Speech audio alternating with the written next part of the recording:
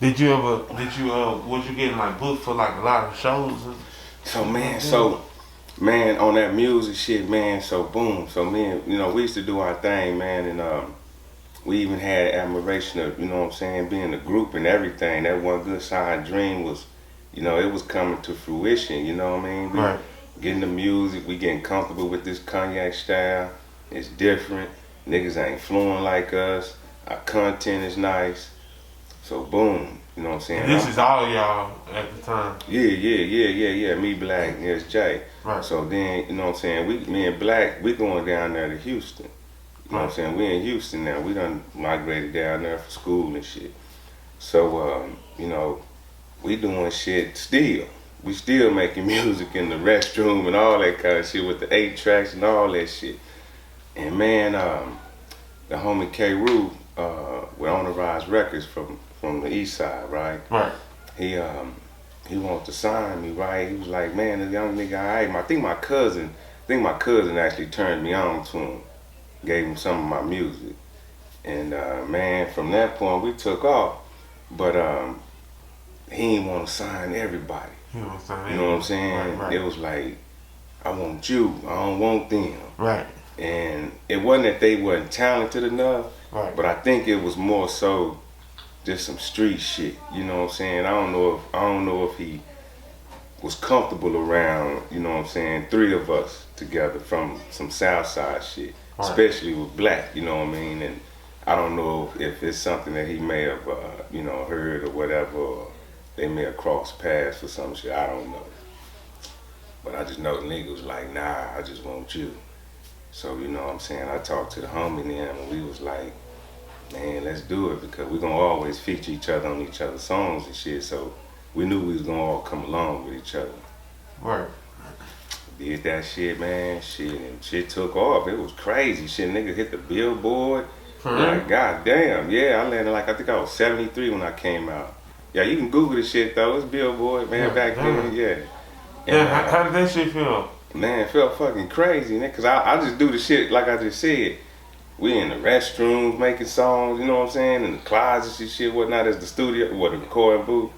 You know what I'm saying? We just some old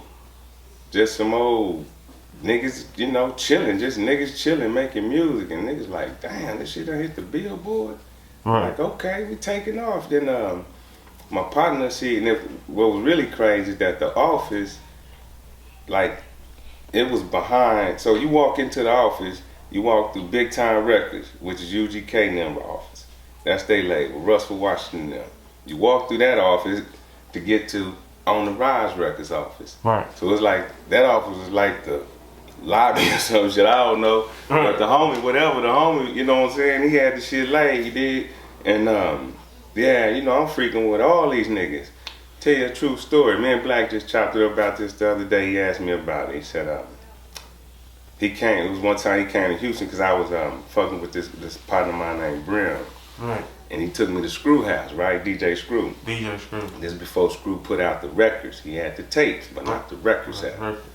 So Kiki was young. Kiki was probably about, little Kiki was about, shit, he might have been fucking about 15, 16, I don't know, that nigga was young, whatever. But he did that rap, draped up, dripped out, know what, talking about, so we all get in there, we freestyle to some Screw shit. Right. You know what I mean? That's the first time he did that rap. And then, of course, he went on and put that on the record, you know what I'm saying?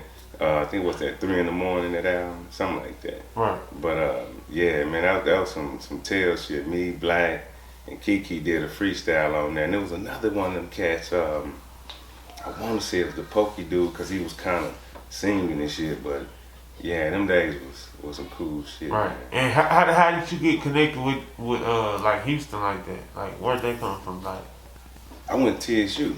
Oh, so yeah, I was at TSU. Oh, so the parties and stuff, doing music and. Man, I just stayed with the music. See, the homie was from Fort Worth, Kroo, so we kind of was just doing our shit down there. Right. You know what I'm saying? But he had a vision as well, so we was moving, you know what I'm saying, on a different way, right. Versus trying to get Fort Worth under control. Right. Right. I see what you're saying. Yeah. But Yeah, man, but the music was cool down there. The music scene started jumping too, you know, so you gotta remember, Right. shit, Swisher House, Suave House, everything, the music scene was jumping down there during that time. Right. So yeah, I got noticed with that shit, and that's when Master P came in the picture. So Master P came in the picture and wanted to pick a nigga up once he saw a nigga got on Billboard. So he approached, you know what I'm saying, Ugly. Well, we call the homie Ugly. He approached Ugly with the proposition, man, let me pick this artist up from you.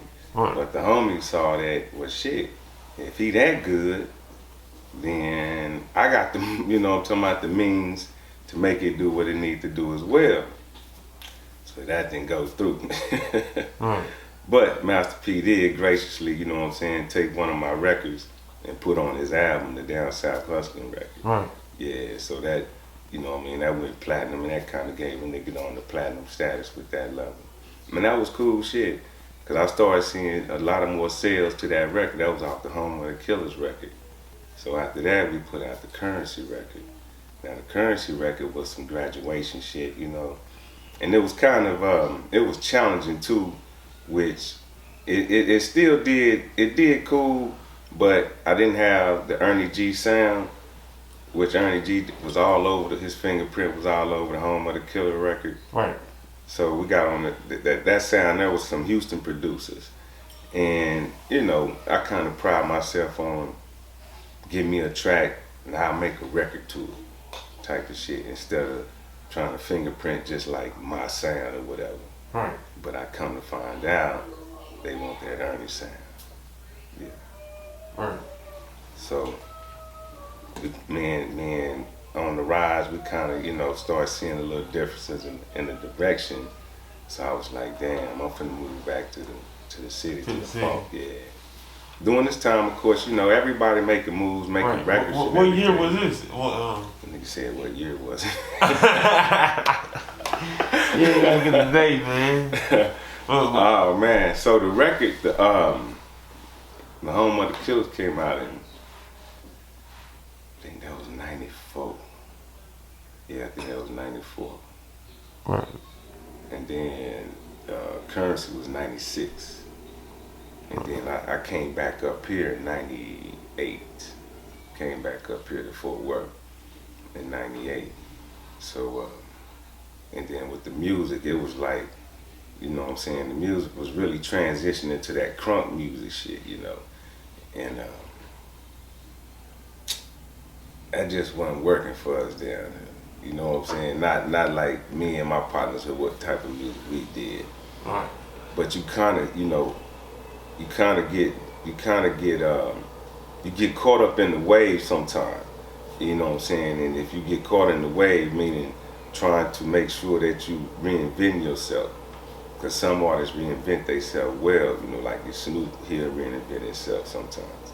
Come up with just something that's appropriate for the time. Right.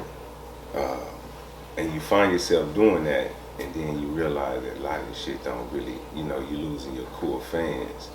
You know what I mean? So I did a record that was called The Shining. It's the Amphetamine Shining now. Superbly written. I'm talking about articulated to the T. Right. Hands down, I versus Am nigga with that album. So Am one of these niggas for real. But it was, you know what I'm saying, it wasn't really what the South ear, my core fans was wanting to hear, because I kind of took them in another direction. Right. But however, that record's still in demand overseas. It's a crazy shit that they want that shit over there. And it's because my partner Booger produced it, and his production is more aggressive. So the album is a little more aggressive than the laid back stuff, the sound that I did on the Ernie records, you know. But there's a couple Ernie tracks on there too. Yeah. Right. Okay. So